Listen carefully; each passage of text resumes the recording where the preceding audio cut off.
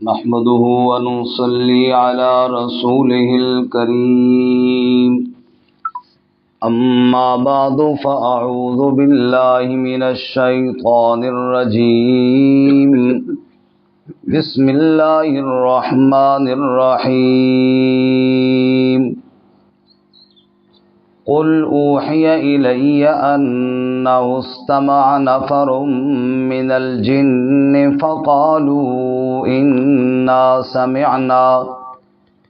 إنا سمعنا قرآنا عجبا يهدي إلى الرشد فآمنا به ولن نشرك بربنا أحدا وأنه تعالى جد ربنا ما اتخذ صاحبة ولا ولدا وأنه كان يقول سفيهنا على الله شططا وأنا ظننا أن لن تقول الإنس والجن على الله كذبا وأنه كان رجال من الإنس يعوذون برجال من الجن فزادوهم رهقا وأنهم ظنوا كما ظننتم أن لن يبعث الله أحدا قل آپ فرما دیجئے اوحی الیہ وحی کی گئی میری جانب انہ استمع نفر من الجن کہ بے شک کان لگایا توجہ سے سنا ایک جماعت نے جنوں میں سے فقالوا پس انہوں نے کہا انا سمعنا قرآنا عجبا بے شک ہم نے عجیب قرآن سنا یہدی الی الرشد جو رہنمائی کرتا ہے ہدایت کی طرف فآمنا بہ پس ہم ایمان لے آئے اس کے ساتھ وَلَن نُشْرِكَ بِرَبِّنَا أَحَدًا اور ہرگز ہم شریک نہیں بنائیں گے اپنے رب کے ساتھ کسی ایک کو بھی وَأَنَّهُ تَعَالَى جَدُّ رَبِّنَا اور بے شک بلند ہے شان ہمارے رب کی مَتَّخَذَ صَاحِبَةً وَلَا وَلَدًا جس نے بیوی بھی نہیں بنائی اور نہ اولاد بنائی ہے وَأَنَّهُ كَانَ يَقُولُ سَفِيهُنَا اور بے شک کہتا تھا ہمارا بے وقوف علی اللہ شططا اللہ پر غلط بات نامناسب بات وَأَنَّا ظَنَنَّا اور بے شک ہم نے یہ گمان کر رکھا تھا کہ لن تقول الانس والجن علی اللہ کذبا کہ ہرگز نہیں کہتے انسان اور جن اللہ پر جھوٹ وَأَنَّهُ كَانَ رِجَالٌ مِّنَ الْإِنسِ اور بے شک کچھ مرد انسانوں میں سے ایسے تھے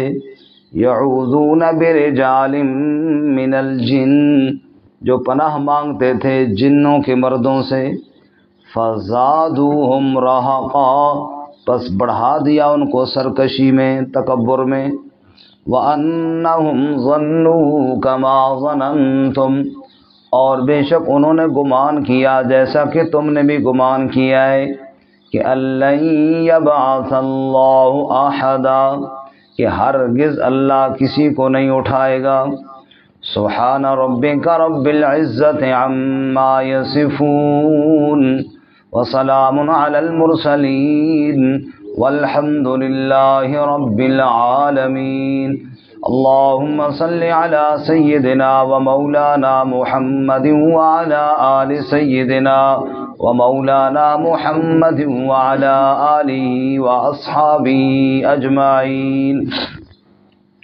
معزز سامعین، سورۃ الجن کی ابتدائی 7 آیات تلاوت کی ہیں۔ اللہ رب العزت ان آیات کے مطابق صحیح بیان کی توفیق عطا فرمائے اور ہمیں قرآن و سنت پر عمل کرنے کی توفیق عطا فرمائے۔ اس سے قبل سورہ نوح مکمل ہوئی۔ سورہ نوح کی ابتدا میں نے عرض کیا تھا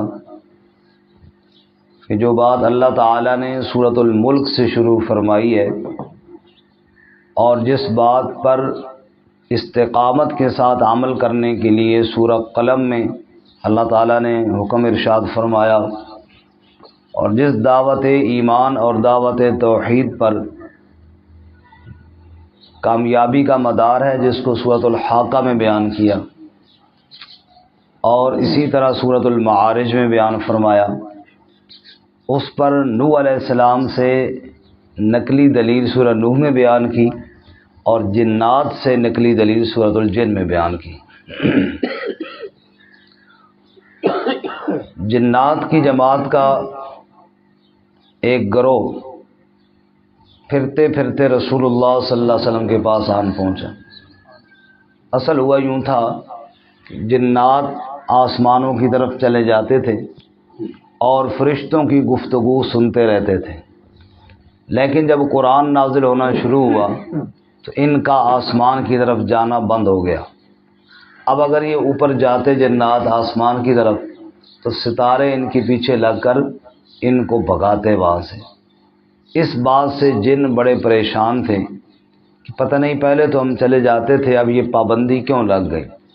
تو جنات نے مختلف ٹولیوں کی صورت میں تحقیق کرنا شروع کی کہ اصل معاملہ کیا ہے، یہ کیوں ہمارے اوپر پابندی لگ گئی ہے۔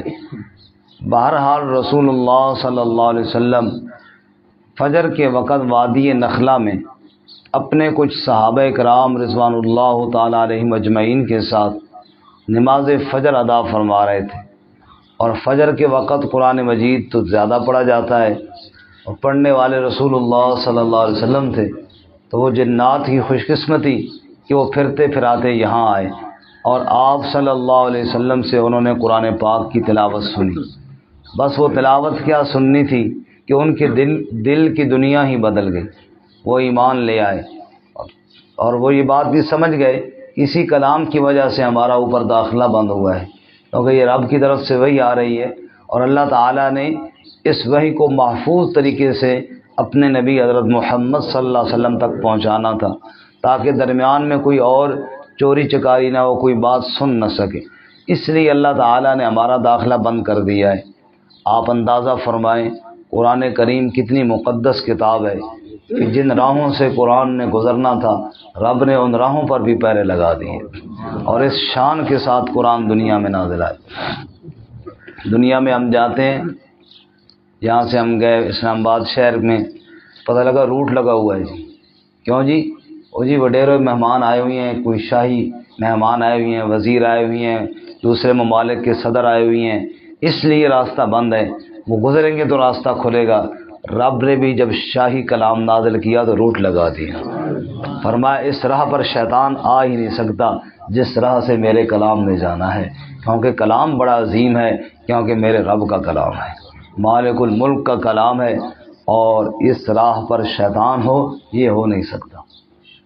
سبحان اللہ۔ بہرحال وہ جن آئے، انہوں نے قرآن سنا اور وہ واپس گئے اور اپنی قوم کو بھی بات یہ بتائی کہ اصل پابندی کیوں لگی ہے، یہ بات بھی سمجھائی، اور قرآن اور صاحب قرآن حضرت محمد الرسول اللہ صلی اللہ علیہ وسلم کی صداقت کو بھی بیان کیا اور شرک سے توبہ کی، اور اس کے علاوہ جو چند غلطیاں تھیں ان کی نشاندہی کی۔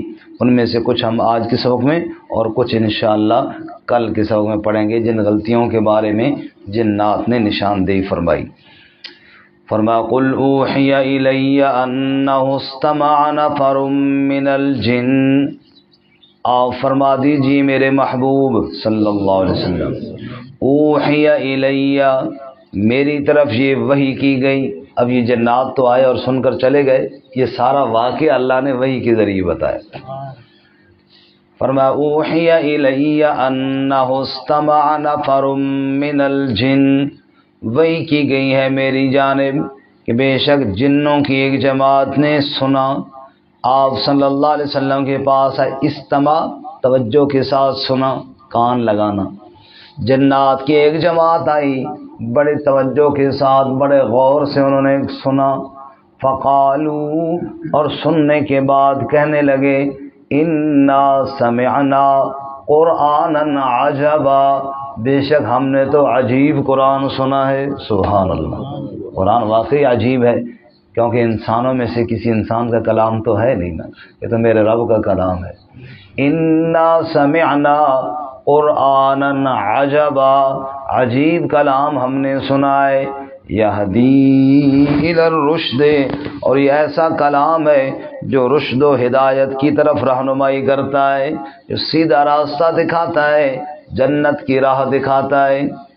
جیسا کہ سورہ بنی اسرائیل میں فرمایا، ان ھذا القرآن، بے شک یہ قرآن، یہدی للتی ہی اقوم، رہنمائی کرتا ہے اس راہ کی طرف جو بالکل سیدھا ہے، بالکل سیدھے راہ کی طرف. اللہ کی کتاب رہنمائی کرنے والی کتاب ہے. جنات بھی کہنے لگے، یہدی الی الرشد، یہ وہ کلام ہے جو رشد یعنی ہدایت کی طرف رہنمائی کرتا ہے. فآمنا بہ، ہم اس پر ایمان لے آئے. ولن نشرک بربنا احدا، اور ہرگز ہم اپنے رب کے ساتھ کسی کو شریک نہیں بنائیں گے. اندازہ فرمائیں، ایک مرتبہ صحیح قرآن سنا تو شرک سے توبہ کر لیں، کیونکہ قرآن کا موضوع توحید ہے اور شرک کی نفی. اس لیے ایک مرتبہ قرآن سنا تو سمجھ گئے کہ ہم جو کر رہے ہیں وہ غلط ہے اور اس سے توبہ کر لیں. اور ہماری زندگیاں گزرے ایسے کہ اللہ شاہ بخاری رحمۃ اللہ علیہ فرماتے تھے، کو برے صغیر کے مسلمانوں، جتنا قرآن میں نے تمہیں سنایا ہے نا، پتھروں کو سناتا تو ریزہ ریزہ ہو جاتا، لیکن تمہارے اوپر کوئی اثر نہیں ہوا. فرمایا اس لیے کہ ہم نے قرآن مجید کو اس ذوق اور شوق کے ساتھ سنا ہی نہیں ہے. مفسرین نے یہاں پہ لکھا ہے، جنات جب آئے نا تو اللہ تعالیٰ نے فرمایا استمع، انہوں نے انتہائی توجہ کے ساتھ سنا. انتہائی توجہ کے ساتھ جب بندہ طلب کے ساتھ سنتا ہے پھر جا کر دل کی دنیا بدلتی ہے. اور جیسا کہ نام پارے میں ہے نا، وَإِذَا قُرِئَ الْقُرْآنُ فَاسْتَمِعُوا لَهُ وَأَنصِتُوا لَعَلَّكُمْ تُرْحَمُونَ، جب قرآن پڑھا جائے انتہائی توجہ سے سنو اور انتہائی خاموشی کے ساتھ سنو تاکہ تمہارے اوپر رحم کیا جائے. یہ رب کا کلام ہے، جتنے ادب کے ساتھ کوئی سنے گا اتنا ہی اثر کرے گا، اتنا ہی دل کی دنیا بدلے گی. اللہ تعالیٰ ہمیں آداب کے ساتھ اور توجہ کے ساتھ سننے کی توفیق عطا فرمائے. ہمارے ہاں دو قسم کی غلطیاں ہیں قرآن مجید کے ساتھ. ایک تو یہ ہے کہ بعض لوگ تو سرے سے اس کو سمجھنے کی کوشش ہی نہیں کرتے، بالکل چھوڑ دیا، یہ بھی غلط ہے. اور بعض لوگوں کو اگر چار آیتیں آ جائے تو پورے مفسر قرآن بن جاتے ہیں. وہ پھر کہتے ہیں جناب باقی تو سارے جو ہے نا اس سے پہلے سب نے، آج مجھے جو سمجھ آئی ہے یہ کسی کو آئی نہیں ہے. یہ بات بھی غلط ہے. طلب اور طالب علم بن کے قرآن مجید کو سیکھیں گے اور ساری زندگی انشاءاللہ قرآن کے عجائبات تو ختم نہیں ہوتے، قرآن کے عجائبات تو ختم نہیں، ساری زندگی طالب علم بنیں گے، ساری زندگی سیکھتے رہیں گے، پھر بھی نہیں ختم ہوتا، کیونکہ یہ رب کا کلام ہے، اس کے اندر اتنی وسعت ہے، اس کے اندر اتنے عجائبات ہیں کہ ہم ساری زندگی اس کو سیکھتے رہیں پھر بھی رہ جائیں گے اس کے عجائبات. اس لیے اللہ ہمیں طلب کے ساتھ اور طالب علم بن کر سیکھنے کی توفیق عطا فرمائے. بہرحال وَأَنَّهُ تَعَالَى جَدُّ رَبِّنَا، اور دوسری بات ہمیں یہ سمجھ آئی کہ ہمارے رب کی بزرگی، ہمارے رب کی شان بڑی بلند ہے. اللہ کی عظمت سمجھ آئی قرآن سے، اور اللہ تعالیٰ کا یہ تعارف سمجھ میں آیا کہ مَتَّخَذَ صَاحِبَةً وَلَا وَلَدًا، اللہ کی بیوی بھی کوئی نہیں اور اللہ کی اولاد بھی کوئی نہیں. یہ بات سمجھ میں آئی. وَأَنَّهُ كَانَ يَقُولُ سَفِيهُنَا عَلَى اللَّهِ شَطَطًا، اور ہمیں یہ بات بھی سمجھ میں آئی جو ہم میں سے بے وقوف تھے نا، وہ اللہ پر نامناسب باتیں کہتے تھے، غلط باتیں.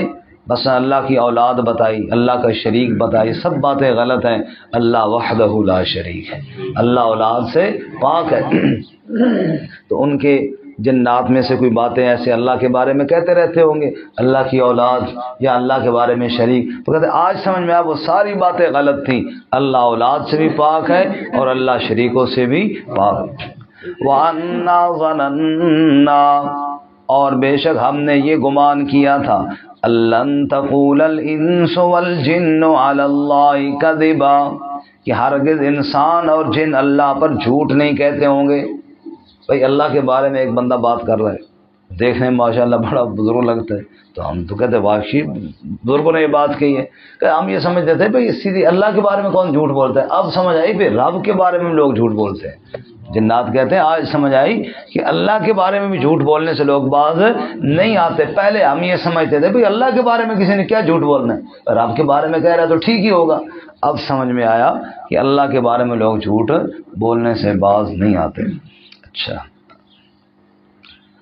آگے جی. وَأَنَّهُ كَانَ رِجَالٌ مِّنَ الْإِنسِ، ایک اور بات انہوں نے بتائی، وہ یہ ہے کہ عرب کے اندر خاص کر یہ زیادہ رواج تھا کہ لوگ سفر پہ جاتے نا، جنگلات میں پہاڑوں میں رات گزارتے، تو ان کا یہ نظریہ تھا کہ ہر پہاڑ میں ہر جنگل میں کچھ جن ہوتے ہیں اور ان کا پورا قبضہ ہوتا ہے.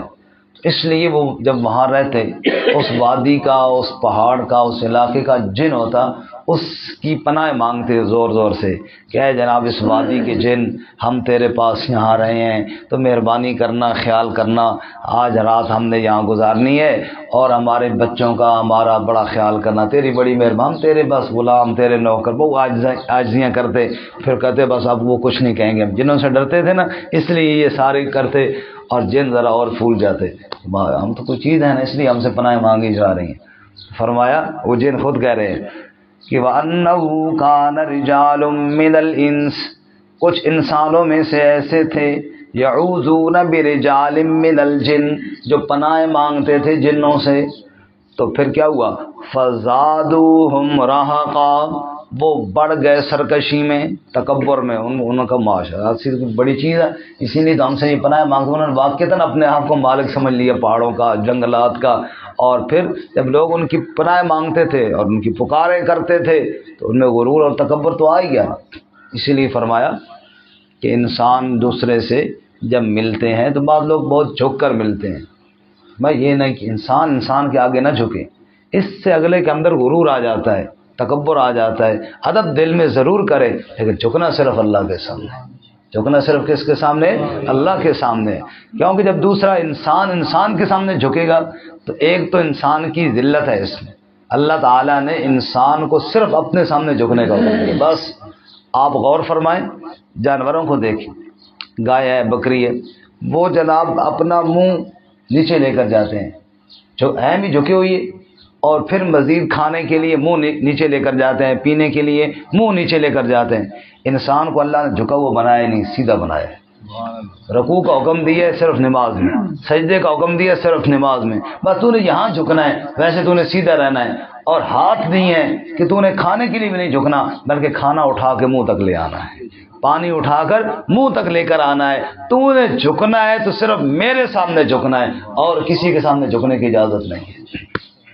رسول اللہ صلی اللہ علیہ وسلم سے صحابہ اکرام نے عرض کیا، کیسر و کسریٰ کے بادشاہوں کو لوگ سجدے کر رہے ہیں یا رسول اللہ، آپ زیادہ حقدار ہیں کہ ہم آپ کو سجدہ کریں. میرے نبی نے فرمایا نہیں، یہ سجدہ صرف اللہ ہی کا کرنا ہے. جھکنا ہے تو صرف رب کے سامنے جھکنا ہے، غیر کے سامنے جھکنے کی قطعاً اجازت نہیں. جب رسول اللہ صلی اللہ علیہ وسلم کے سامنے جھکنے کی اجازت نہیں ہے اور کس کے سامنے جھکنے کی اجازت ہوگی؟ اور کون ہے جی حضور سے نعوذ باللہ بڑھ کے سوال ہی نہیں پیدا ہوتا. اس لیے جھکنا صرف اللہ کے آگے ہے. اگر سجدے کی نیت نہ ہو، رکوع کی نیت نہ ہو، پھر بھی علماء نے منع لکھا ہے، پھر بھی جائز نہیں ہے. نیت ہو تو پھر تو شرک ہے نا، اگر واقعتاً جھکنے کی نیت کرے پھر تو کفر و شرک ہو جائے گا. اگر نیت نہیں ہے پھر بھی مشابہ ہے اس کے، اس لیے منع ہے. اس سے بھی اپنے آپ کو بچاؤ. بس صرف اللہ ہی کے سامنے جھکو. صرف کس کے سامنے جھکنا ہے؟ نجاشی کی بادشاہ میں جب صحابہ کرام کو بلایا گیا، صحابہ پریشان ہوئی اس بات پر کہ سارے نجاشی کے آگے جھکتے ہیں تو ہم جائیں گے، اور اگر نہیں جھکیں گے تو جاتے ہی جھگڑا ہو جائے گا، اور اگر جھک گئے تو پھر تو مسئلہ ہی سارا خراب ہو گیا. اب صحابہ کرام جب گئے سیدھے داخل ہوئی. نجاشی نے پوچھا سب نے میرا سجدہ کیا، تم نے کیوں نہیں کیا؟ صحابہ نے کہا بس یہی ہمارا جرم ہے، لا نسجد الا للہ، اللہ کے علاوہ کسی کے آگے ہم جھکتے نہیں ہیں. جھکنا ہے تو صرف کس کے آگے؟ باقی گردن کٹے گی صحیح لیکن جھکے گی نہیں، جھکے گی تو صرف اللہ کے آگے جھکے گی. اللہ مجدد کو بلایا رحمۃ اللہ علیہ کو، اکبر بادشاہ نے سپنے سامنے جھکانا چاہتا تھا، نہ جھکے، انہوں نے کہا گردن کٹے گی لیکن جھکے گا صرف اللہ کے سامنے۔ اس نے دربار میں بلایا اور دربار کا دروازہ چھوٹا رکھا، چھوٹے دروازے میں خواہ مخواہ بندہ گردن جھکا کے جاتے۔